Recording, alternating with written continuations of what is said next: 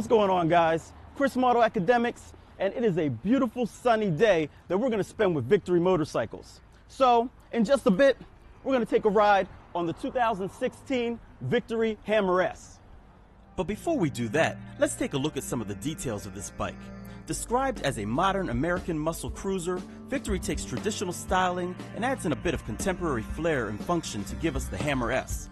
On the surface, you see the muscle car-inspired gloss black with Havasu red racing stripe paint scheme, the optional dual large bore chrome exhaust, the 4.5-gallon teardrop gas tank, the swept-back handlebars, and the low 26.5-inch seat height.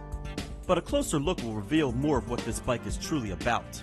While many cruisers excel at going fast in a straight line, you unfortunately must take your time when entering a corner. Victory remedied this on the Hammer S by adding inverted forks in front with a single monotube gas shock that's adjustable for preload in back. Of course, that's only one part of the equation though. The Hammer S also has 18-inch wheels wrapped in a 130 section front and an extra meaty 250 section Dunlop rear tire in back that not only affords a larger contact patch to put the power to the pavement, but it also looks pretty sick too. Providing power across almost the entire 2016 Victory lineup is a 106 cubic inch Freedom V-twin air-cooled engine. Electronic fuel injection squirts just the right amount of fuel to provide a reported 97 horsepower and 110 pound-feet of torque. A wet clutch warrants that smooth gear changes are commanded through the 6-speed overdrive with constant mesh transmission, all of which is delivered to the rear wheel via a carbon fiber reinforced belt. Bringing this power to a halt are dual 300mm floating rotors clamped by 4-piston calipers up front and a single 300mm 2-piston example out back.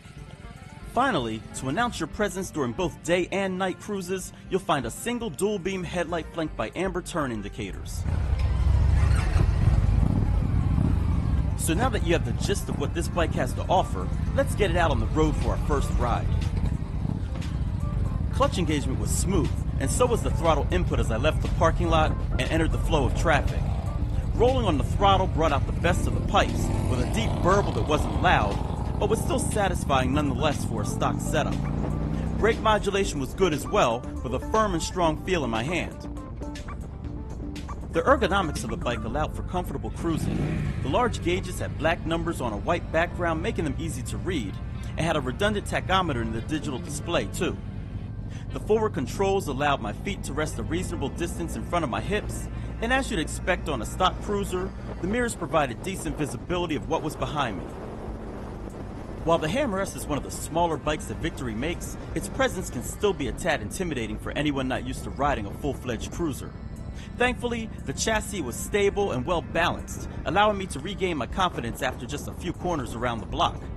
The bike easily leans into the bends, and the peg feelers occasionally had to remind me that I was still riding a cruiser, even if this cruiser wanted to play like a sport bike.